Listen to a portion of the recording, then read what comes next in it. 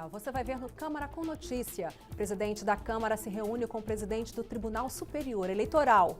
Na pauta, a reforma política, que promete marcar os debates nas próximas semanas aqui no Congresso. Entre os temas que devem ser analisados pelos deputados, o fim das coligações para cargos proporcionais e uma cláusula de desempenho para que partidos tenham direito a receber dinheiro do fundo partidário. Comissão especial da Câmara que analisa as 10 medidas contra a corrupção debate exemplo da Espanha, que investe em ações para prevenir e não apenas combater o problema. Hoje é sexta-feira, 14 de outubro. Agora em Brasília, 9h02. Esses são os destaques do Câmara com Notícia, que já está no ar.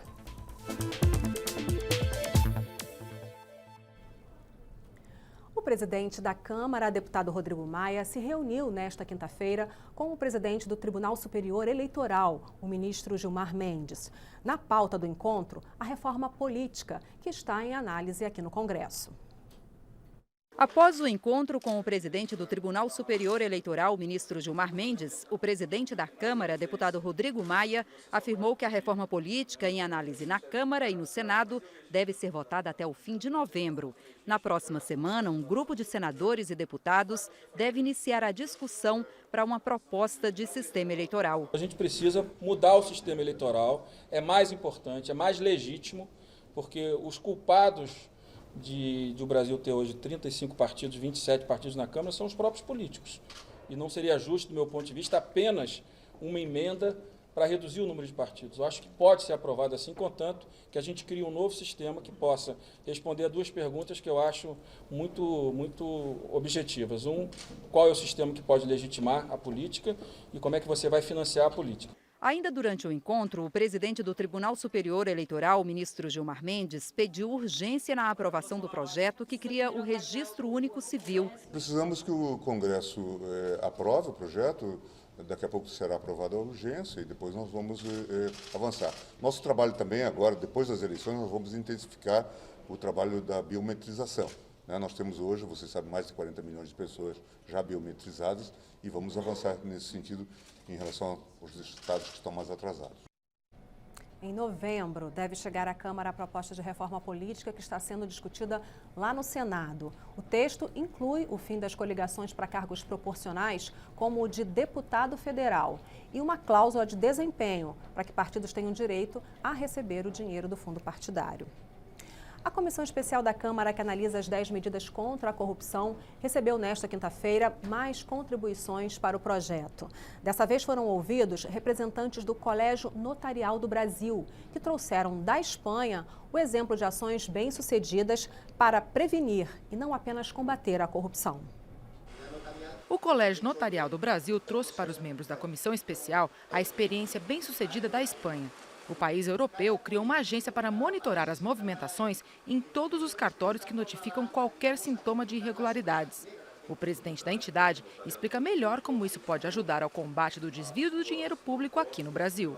A atuação do notário ela é uma atuação preventiva, ou seja, sempre que se tem um ato notarial bem praticado, você deixa de ter a necessidade de participação do Poder Judiciário.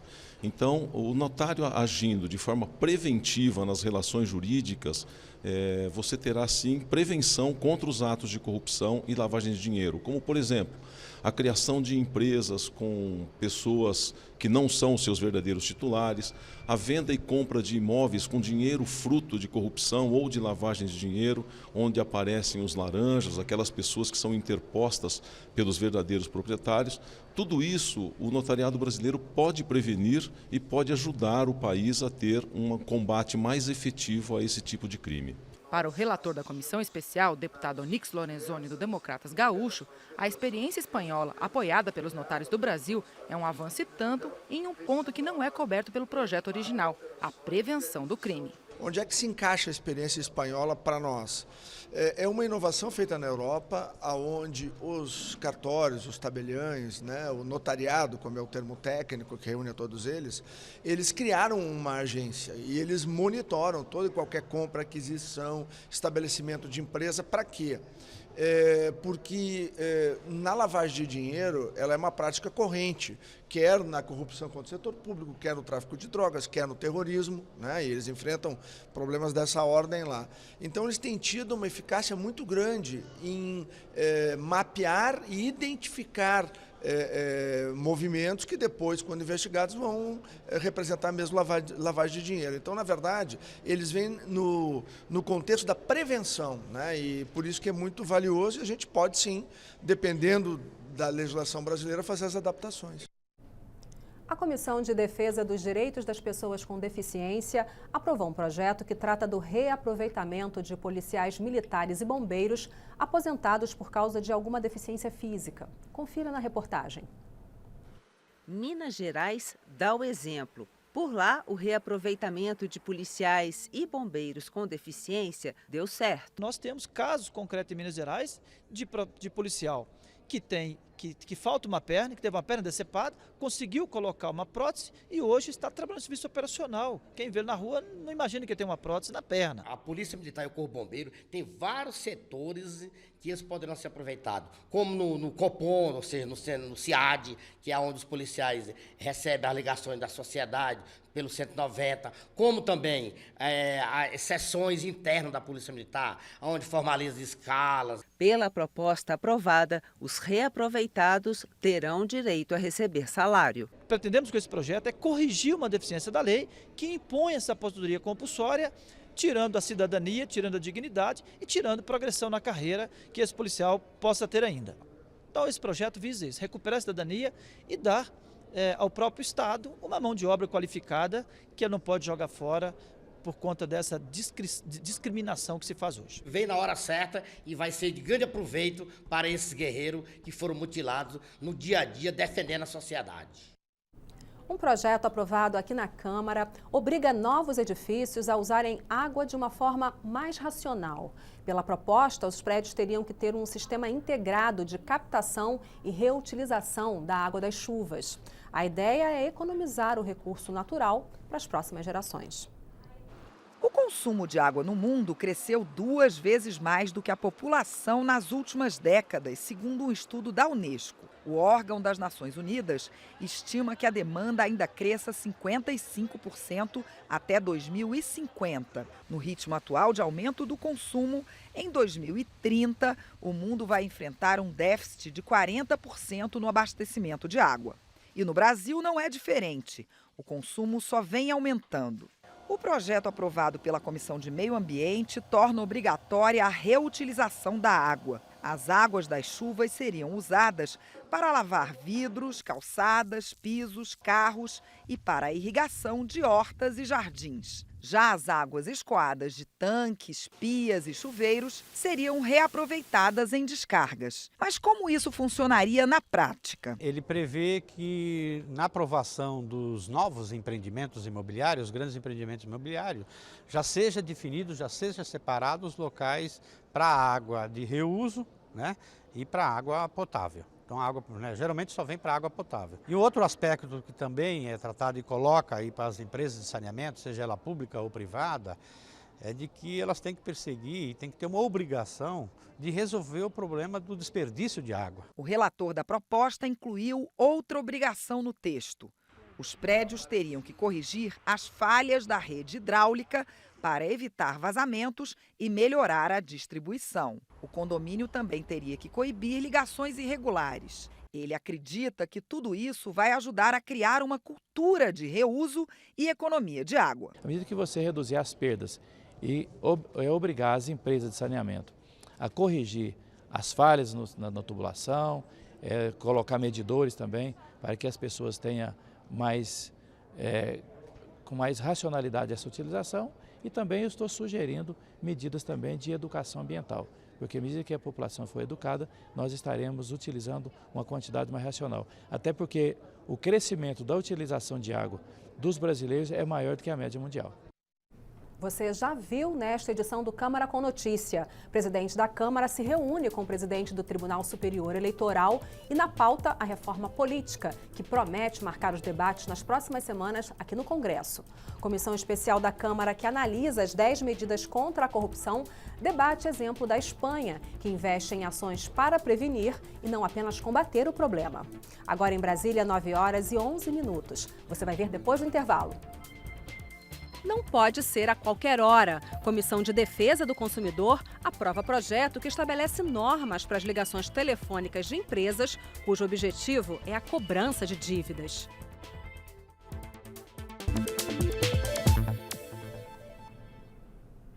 Agora em Brasília, 9h13. O Câmara com Notícia está de volta. A Comissão de Defesa do Consumidor da Câmara aprovou um projeto que estabelece normas e procedimentos para as ligações telefônicas, cujo objetivo é a cobrança de dívidas. De acordo com o texto aprovado, será obrigatório que estes telefonemas, efetuados pelas empresas credoras ou por terceirizadas contratadas, sejam feitos apenas durante o horário comercial, de segunda a sexta-feira, das 8 às 18 horas e sábados, das 8 às 13 horas. O telefone que faz a chamada para a cobrança tem de ser identificado, ou seja, quem recebe a chamada pode ver o número de origem da ligação. Obriga também que seja respeitado o intervalo mínimo de 72 horas entre as cobranças. Quem infringir as regras poderá ser penalizado com multas de até R$15 mil. O advogado especialista em direito do consumidor, Dr. Robinson Neves, concorda com a proposta. A chateação ela é evidente, já está inadimplente. Não está inadimplente porque quer. Você pode escrever que 90% não está inadimplente porque quer, porque está difícil para todo mundo. E ainda sofrer esse tipo de pressão, realmente precisa ter uma resposta forte do legislador para aquela pessoa que está fazendo pressão. O relator na comissão, deputado José Carlos Araújo, defendeu o projeto. O consumidor tem que ter em sua casa a paz e a tranquilidade. Não pode, a cada instante, a cada minuto, dar um telefonema de cobrança. Logicamente, o inadimplente tem que pagar, é lógico, mas também tem que ter um sossego na sua casa e em sua família, para que ele possa trabalhar e oferir recursos para pagar os seus débitos. A proposta, que tramita em caráter conclusivo, ou seja, não precisa ser analisada no plenário, já havia sido aprovada na Comissão de Desenvolvimento Econômico e segue agora para a Comissão de Constituição e Justiça. E uma audiência das Comissões de Legislação Participativa e de Seguridade Social e Família discutiu a criação do Dia Nacional da Pessoa com Doença Celíaca. Deputados especialistas debateram as políticas públicas voltadas para quem sofre com a doença, que atinge 2% da população mundial. No Brasil, aproximadamente 2 milhões de pessoas são celíacas. O número é da Federação Nacional das Associações de Celíacos do Brasil. A doença celíaca é, na verdade, uma doença autoimune sistêmica, caracterizada pela lesão do intestino delgado, que se inicia e se mantém mediante a incorporação do glúten à dieta de indivíduos que já são geneticamente suscetíveis. Dalton Almeida descobriu há 5 anos que é intolerante ao glúten. O diagnóstico veio quase por acaso. Quando eu tive uma perda de peso repentina causada por uma longa diarreia. Foram 2 meses de diarreia até descobrir num exame de sangue, pedido pelo médico no meio de um rol de 30, 40 tipos de exame, ele pediu doença celíaca, um exame de sangue, e aí apareceu e depois foi complementado por um diagnóstico. Há 15 anos atrás eu passei por uma crise semelhante. Fui ao médico, fiz uma bateria de exames, mas o médico não pediu o exame da doença celíaca. Em alguns casos, o diagnóstico pode demorar até 10 anos. Agora, os celíacos sugerem a criação de um Dia Nacional dedicado à doença, um jeito de dar visibilidade ao tema e combater o desconhecimento. Outra ideia é implementar uma política de saúde específica para a doença. Aqui na Câmara tramita um projeto de lei que quer uniformizar o protocolo de diagnóstico em todo o Brasil. O nosso projeto de lei, ele vem construir uma articulação sistêmica entre a União, os estados e os municípios. Quando a gente vai analisar, o que acontece? A norma foi publicada pelo Ministério da Saúde, foi pactuada na comissão tripartite, mas não houve a internalização dela por parte dos estados e dos municípios. Em relação ao SUS, essa articulação tem que ter, digamos, de forma sistêmica, um contrato entre a União, os estados e o município que estabeleça metas, que internalize normas, que estabeleça, digamos, pacto entre si de corresponsabilidade no desempenho dessas metas. A Comissão de Ciência e Tecnologia, Comunicação e Informática da Câmara aprovou a criação de créditos para incentivar empresas de software. Pelo texto, quem desenvolve programas de computador ou aplicativos para tablets ou celulares terá acesso a empréstimos com juros mais baixos. Um estudo da Associação Brasileira de Empresas de Software mostra que o mercado de TI no Brasil, incluindo hardware, software e serviços, aumentou 9,2% no ano passado, contra 5,6% da média global de crescimento. No ranking de investimentos no setor de TI na América Latina, o Brasil está em primeiro lugar, fez 45% dos investimentos de toda a região. Para deixar o setor de tecnologia ainda mais aquecido, a Câmara analisa um projeto de lei que obriga as instituições financeiras a fornecer empréstimos com juros mais baixos para as empresas que produzem softwares. A proposta prevê redução de 2 pontos percentuais na taxa de juros anual para as empresas de médio e grande porte e redução de 3 pontos percentuais na taxa de juros anual para as microempresas e empresas de pequeno porte. O diretor da Associação Brasileira de Empresas de Software elogiou o projeto. Software traz inovação, software traz empreendedorismo. E quanto mais houver incentivo para que essa indústria pujante, em crescimento, cresça e se desenvolva ainda mais, maiores os resultados que o Brasil e a sociedade como um todo vai colher. O relator da matéria é o deputado Sandro Alex. O projeto original previa a redução dos juros apenas para as empresas que produzem software livre, aqueles que podem ser usados de graça. Mas o relator resolveu ampliar o benefício para as empresas que produzem softwares proprietários, aqueles que o usuário tem que pagar para poder utilizar. O que é que nós buscamos? Um equilíbrio nessas linhas de crédito com uma graduação, com uma taxa que garante ao software livre um melhor crédito, para uma pequena empresa, um melhor crédito, equilibrando. Portanto, eu acredito que assim nós demos um importante passo para atender todo o segmento. E é importante para o Brasil, porque é uma geração de milhares e milhares de empregos. Foi sancionada nesta terça-feira a lei aprovada pelo Congresso Nacional que libera apoio financeiro da União para municípios e Distrito Federal ampliarem a oferta de educação infantil. A medida deve beneficiar crianças de 0 a 4 anos. A educação infantil é a primeira fase da educação básica, vai de 0 a 5 anos. É uma etapa fundamental do desenvolvimento da criança e que terá reflexos durante toda a sua vida. É nesse período que eles aprendem brincando. A gente sempre está aqui trabalhando, a gente sempre está desenvolvendo a parte psicomotora dela, a motricidade dela, a coordenação dela, o pular, o andar, o correr.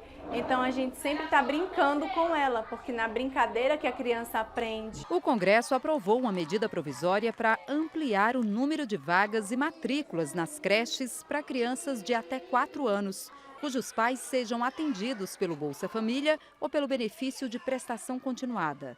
O aumento das vagas deve ser feito com base no Censo Escolar da Educação Básica. Assim, os municípios e o Distrito Federal vão receber recursos do governo federal para serem aplicados especificamente no setor. Não adianta simplesmente garantir o acesso, a gente precisa que esse acesso seja a uma escola, a uma educação infantil de qualidade, que essa educação infantil ela esteja de acordo com os interesses e os desejos de todas as crianças. Esse atendimento de qualidade está vinculado diretamente à formação dos profissionais que vão atuar junto a essas crianças. Então, a gente precisa também atuar na formação inicial e na formação continuada dos profissionais que atuam junto às crianças. Uma das metas do Plano Nacional de Educação é ampliar até 2024 a oferta de educação infantil em creches para atender no mínimo 50% das crianças de até 3 anos. Na Câmara, deputados ligados à área da educação destacaram a importância de se investir na formação das crianças desde muito cedo. Os estudos mostram que o atendimento que nós pudermos dar da criança do 0 a 6 anos vai fazer toda a diferença na vida da pessoa. Então, todo o carinho, toda a atenção, toda a proteção, todo o atendimento que nós pudermos dar nessa primeira infância, isso vai fazer muito para essa pessoa ao longo da sua vida. Nós temos que sair de uma lógica antiga que nós tínhamos das crecheiras, que eram as cuidadoras das creches, que cuidavam das crianças e que permaneciam durante 2 períodos ou 1 período na creche. Hoje as creches já têm um espaço físico determinado e moderno, mais acolhedor, mas a gente precisa investir e reconhecer o papel, em especial, dos educadores infantis, que é um papel relevante e importante, porque tudo que essa criança aprender, for estimulada, for motivada, for amada durante este período de vida, ela será um adulto, com certeza, com melhores condições de acesso ao mercado de trabalho, será uma pessoa mais feliz e nós teremos menos violência no país. E nesta edição do Câmara com Notícia, você ficou sabendo que o presidente da Câmara se reuniu com o presidente do Tribunal Superior Eleitoral. Na pauta, a reforma política, que promete marcar os debates nas próximas semanas aqui no Congresso. A Comissão Especial da Câmara, que analisa as 10 medidas contra a corrupção, debateu o exemplo da Espanha, que investe em ações para prevenir e não apenas combater o problema. A Comissão de Defesa do Consumidor aprovou o projeto que estabelece normas para as ligações telefônicas, cujo objetivo é a cobrança de dívidas. E esta edição está chegando ao fim. Nós podemos voltar a qualquer momento durante a nossa programação com mais informações para você. Hoje é sexta-feira, 14 de outubro. Neste momento em Brasília, 9 horas e 24 minutos. Para você, um ótimo fim de semana.